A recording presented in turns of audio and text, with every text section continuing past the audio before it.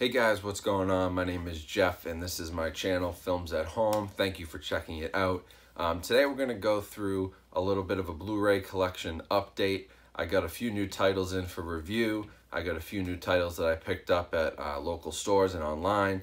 And so I'm going to go through, give you a quick review of each of these, just the 30-second lowdown, talk a little bit about video, audio quality, packaging, and then whether I think each one is worth a pickup. So let's play the intro and get started. Alright guys, so this first bunch that I got here, I got in for review, and these are usually sent to me from the studios. So this is a few from Universal, a few from Paramount, and one from Fox. So from Universal, they sent me Molly's Game. This is the new movie that was written and directed by Aaron Sorkin. You might know him. He wrote for The West Wing. I believe he wrote The Social Network as well. Really good writer. This is his directorial debut, if I'm not mistaken. And basically, it's based on this story. It's based on a book that this Molly Bloom wrote. She kind of ran this high-stakes poker game for a lot of really important people, high-class, stuff in Hollywood, sports athletes, celebrities, big-time producers, things like that. Basically, this really high-stakes poker game that was essentially illegal. So she got arrested. She goes through the whole, defense trial with her lawyer, who is Idris Elba. So it's got a really nice cast. Kevin Costner's in it as well. It's pretty good, a little bit underrated, I think. Jessica Chastain is really good as Molly. And it was a lot of fun to watch, actually. Solid video, solid audio quality. Nothing that's going to blow your pants off, but pretty solid stuff all around. Next one here I actually got from Magnolia, and this is Permanent with Patricia Arquette and Rainn Wilson, who you might know as Dwight from The Office. Kind of a quirky, 80s comedy here. It's set in 1982, small town in Virginia, and basically it's just about this family, and they're kind of really awkward, and it's kind of a hot topic right now, this whole awkward family from the 80s thing. If you watch the Goldbergs or even Lady Bird was a little bit like that, although it was more set in the 90s. It's just kind of a weird genre that's come out, but they're really exploring the 80s. Netflix has a couple shows like this that are exploring the 80s and the 90s. Obviously, Stranger Things is one of them, but there was one, I forget the name of it, but there was an animated show. There was a couple, it's just a weird kind of renaissance here of 80s comedies and making fun of the 80s. I guess we're really almost 40 years removed at this point, 30 to 40 years, so it's about time we start making fun of some of this.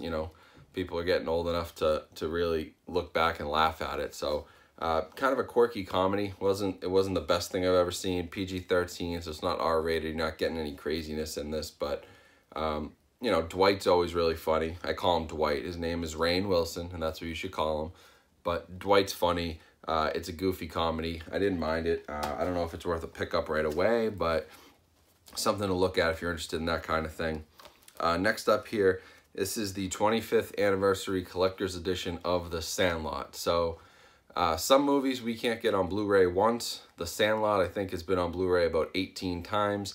There's even two versions of the 25th anniversary. So there's a standard edition that's just got a new slipcover, same disc. And then this is the collector's edition. Comes with baseball cards, comes with a poster, comes with a booklet, comes with a lot of extra stuff, but no real new features. They're just a trailer, a quick featurette, and some TV spots. It's the same transfer, just basically a new slipcover and some extras included with this release. Obviously, I highly recommend The Sandlot if you haven't seen it yet or don't own it in your collection. It's a great movie, hilarious movie. If you like baseball, if you like the 50s and the 60s and kind of that era, it's a great American sports movie, one of the best that's out there, and I highly, highly recommend it. I don't know if it's worth going for this edition. This is going to run you $20. You can get the typical standard 25th anniversary for $7 or $8 most places, or you could go back and find an earlier version. I think there was a 20th anniversary edition 5 years ago that I also have, which I like the slipcover on better. Came with baseball cards as well. And it's the same exact transfer, so if you can find that used, that might be the way to go. Last one here for review copies. This came in from Paramount, and this is Up in Smoke, the Cheech and Chong movie. So this had never been on Blu-ray before. It's its 40th anniversary this year. It had never received a Blu-ray release, so to finally get one for any movie that hasn't had a Blu-ray is important to collectors, and so this is really cool to see Paramount putting this out. It actually does have a lot of features. There's some commentary tracks, there's deleted scenes, there's, you know, radio spots, trailers, music videos. It comes with a lot of nice stuff on the Blu-ray disc too as well. And then the digital copy. I actually thought the transfer on this was pretty solid, considering it's kind of it's a lower budget. It wasn't anything, you know, crazy when they made this. It's a low budget comedy with two goofballs. I mean, they didn't put a whole lot of crazy work into the production side of things, but this is actually really well done for Blu-ray. I thought it came out pretty well. Audio's nice, video's great. Doesn't come with anything crazy for audio. It's just got the 5.1 DTS, and it's a pretty standard transfer, but it was filmed on film, so you get a better looking Blu-ray because of that transfer. It's not a you know, a digital conversion or something really old that they're trying to take, like a digitally shot film from like the 90s that they're trying to upgrade into Blu-ray, and, you know, special effects get iffy because they're just not as smooth back in the 90s as they were today. Sometimes you run into issues. Terminator 2 comes to mind with movies like that don't actually look better on Blu-ray sometimes. But thankfully this is old enough to be filmed on film, 35mm, and so it looks great. And Paramount did a really nice job with this release. Nice slipcover, you know, and new content, new interviews, new stuff that hasn't been out there before, which is really, really cool. So actually, I lied a little bit. I forgot I had more review copies that I haven't gone through yet. So I got a couple more of those, and then just a quick pickup that I made myself over the weekend. First up here, this came from MVD Visual, which is kind of the, they're an up-and-coming label. They release Arrow video stuff in the United States for Arrow, so they've got that going for them, but now they're branching out into a lot more distribution. And this is from Film Rise. This is My Friend Dahmer. So you'll see that it's still sealed. That's because I watched this actually online before I got the Blu-ray copy. It has been streaming for a while, and so I checked it out. The Blu-ray, I actually did read some reviews on it. I haven't had a chance to pop it in because it just came through, but by everything I've heard, you know, it looks better than the streaming. Obviously, it's a higher bit rate, better quality than a streaming service can give you. So it's an improved version on that. Has a nice soundtrack. Film Rise usually does a pretty good job with their releases. The movie itself is really interesting. It's based on a graphic novel that this guy wrote who was literally friends with Jeffrey Dahmer or knew him in high school. And so he wrote this kind of graphic novel about what he was like before he became the monster that, you know, Jeffrey Dahmer eventually turned into. And so it's a really interesting psychological look at how these people kind of operate, and how a seemingly normal person can go from that into a monster serial killer. Really interesting movie if you're into serial killers, if you're into psychology. It's really, really interesting look at Jeffrey Dahmer's life and his early life, and kind of how he developed into what he became. So, you know, it's a great movie if that's what you're into. Some people might be a little turned off by it because of the content, because of the nature of what this movie is, but I personally thought it was really good. So speaking of Arrow Video, they just sent me this for review. This is George Romero's The Crazies. Not a lot of people know, so there was a Crazies movie that came out probably 7-8 years ago, 2010 I want to say, and it's actually a remake of George Romero's original. George Romero is the guy who made Night of the Living Dead, Dawn of the Dead, all those zombie movies. You know, he made some really great stuff. So he made The Crazies, which is about kind of this biological weapon crashes into a rural town, basically turns people just insane, makes them crazy. You know, if you've seen the remake, then it's along those same lines. I actually don't mind the remake. I thought it was pretty good, but I mean, this is a classic, and this is brand new 4K restoration from the original elements, the original negatives, loaded with features as Arrow Video always is. Commentary tracks, you know, lots of stuff about behind the scenes, Q&As, alternate titles, trailers, TV spots, a reversible sleeve as always, so you get different artwork. Just a really great release, and if you've seen the remake of The Crazies, a lot of people, when I posted this online, were like, I didn't know this existed. This is one you're going to want to check out. Classic 70s horror movie, right up there with something like, you know, Dawn of the Dead. It has the same kind of similarities that he used in those movies as he does in this. And George Romero obviously is a master horror filmmaker, so highly recommend that one. Next up here, this just came in from Warner Brothers, and this is Father Figures. Owen Wilson, Ed Helms, J.K. Simmons, Cat Williams, Terry Bradshaw, Ving Rhames, Glenn Close, Christopher Walken. You name the cast and you're like, okay, this is a big budget movie, right? Not really. Not a great movie. Really kind of cheesy. I didn't understand most of it. I didn't think it was that funny. I mean, it's an R-rated movie, so there's a couple typical gags in it that you kind of... It's a very generic comedy, basically, and I don't... there's nothing special about the Blu-ray video, nothing special about the audio. Really a stinker. This landed in theaters. I don't know if anybody went to see it, which is kind of surprising given the cast and the production company behind it, Warner Brothers, but just really landed flat in its face. I swear this was in theaters like 3 weeks ago, and the Blu-ray already showed up to review, so basically they pulled the plug early on this one. It's not very good.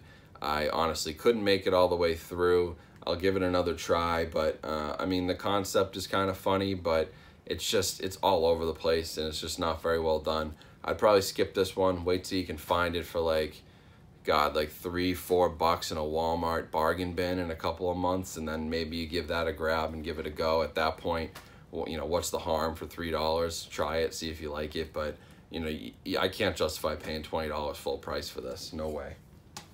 And this last one here, this just came in from Wellgo USA, and this is A Taxi Driver. So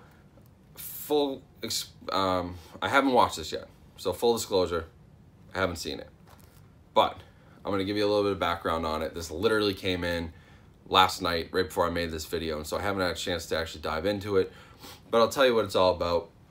Wellgo USA releases a lot of Asian films into the United States, a lot of martial arts type movies, action movies. I have a lot of Chinese action movies from them, and so that's kind of their niche. That's what they do. They occasionally release a really nice horror movie, or they get the rights to something that was more American, but a lot of this stuff is from overseas, and it's a lot of Korean, Chinese, Japanese, Asian cinema. This is basically, it's a true story set in 1980. This guy's a taxi driver, and a foreign journalist comes in for the day, wants to go out into the town of Gwangju, I believe is the name, and they're in Seoul, South Korea, and basically there are these riots that this guy is going to cover, the journalist is going to cover, and this taxi driver basically becomes involved in all these riots, and it's kind of almost a life or death, you know, struggle. What started out as a really easy fare for this guy, you know, pick up a journalist, bring him to the city. The riots and the political unrest and things like that turn it into kind of a crazy scenario. So I've heard really good things. Obviously, it won a few awards, screened at a bunch of film festivals. It's a very indie movie, but you know, from what I've heard, if you can grab this for like $10 and you're interested in Asian cinema, or maybe you know the true story behind this and you want to watch a film adaptation of it, maybe you are Korean and you lived this, or you know, something like that. It's going to be a really important movie, I think, for those types of people. It's not going to appeal to everybody, but I think it has a good story that could. It's just not going to be the most mainstream thing. It's a very specific historical event, and you know, something I hadn't even heard of before this movie popped into my mailbox. So, you know, obviously I can't expect a lot of you to have heard of it, but I do recommend checking it out. Wellgo does great stuff, so definitely check them out. Check out some of their other movies, even if you aren't interested in this. They have a lot of great Asian cinema and some really nice indie films in there, so I recommend them as a whole. As for this one, jury's still out, but I do think it sounds like a really nice story. All right, guys, so last one here. This is one I actually picked up myself. This is Don't Knock Twice. It's an IFC Midnight title. Scream Factory. Came with the slipcover, which is actually in pretty decent shape considering I bought it used at Bull Moose. Anytime I can get Scream Factory or IFC Midnight titles for like $10, $11 with the slipcover, I immediately buy them. This was a blind buy, I knew nothing about it. But it turns out this is actually a pretty good movie. I thought it was really scary. Has a lot of mythology behind it, but it's almost like, and they say this in the back, but it really is almost like a Brothers Grimm, like a fairy tale, like something like Krampus, if you've seen that movie, where there's a lot of like mythology behind it. Maybe something like The Witch, or if you've seen The Ritual on Netflix lately, it's kind of along those same lines. And you know, really terrifying movie. You know, it's pretty scary. IFC Midnight makes some great stuff, and this is one of the better ones I've seen from them. Great Blu-ray quality. Audio is iffy, but again, it's an indie horror movie, so you know, what do you expect? You're not going to get a Dunkirk soundtrack on this, but it's pretty good. Blu-ray video is really what matters here, and that was solid enough. Clearly digitally shot, very smooth picture, but you know, not going to win any awards, but solid enough to buy on Blu-ray, and I really enjoyed it. So if you're collecting Scream Factory like me, and you got all these titles, and you're looking for slipcovers, you know, for me, it was a no-brainer to pick this one up, and I actually ended up really enjoying it. Alright guys, that's about it for today. Thank you for watching this video. Hopefully you got something out of these reviews. These are some of the newer titles that are coming out over the next few weeks or have already come out, so definitely go, you know, find them in stores, find them on Amazon. I don't know how popular some of these will be in stores, the indie films and you know, stuff like Cheech and Chong. I don't know if they'll have in a Target. It's kind of a niche title again, smaller audience, but you know, definitely check out online, check places like Bull Moose. You can find these titles, you know, people are going to have them. You just might have to search a little bit if you're interested in them. But an overall, a pretty good bunch. Movie releases have been pretty slow, physical media-wise lately.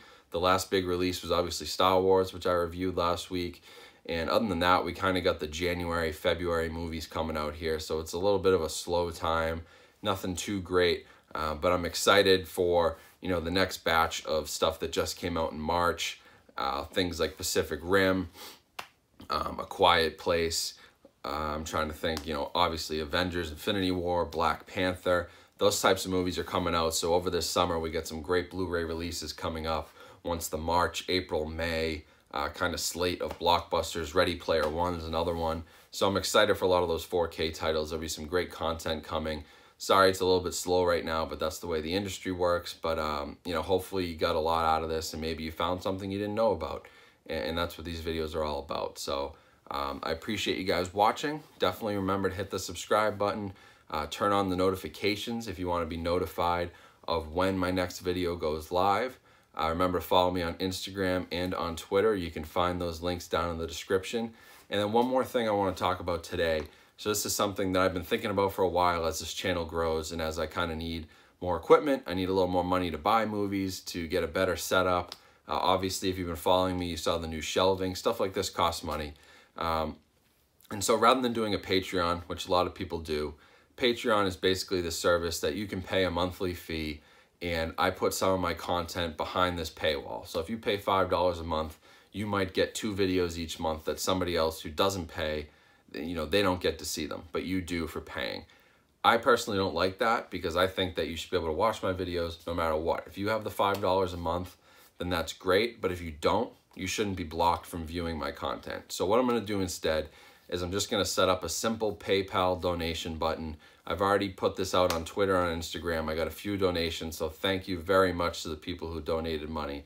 But I'm going to put the link down in the description. Even if you give $1, $2, if you can give $20, whatever you can give, it goes towards this channel, helps me build better content, will help me build a better set, create more content, get more reviews out for you, buy more movies, and do more with the movie room to show off to you guys, which I know you like watching. So all that just supports the time and effort it takes to put into this channel.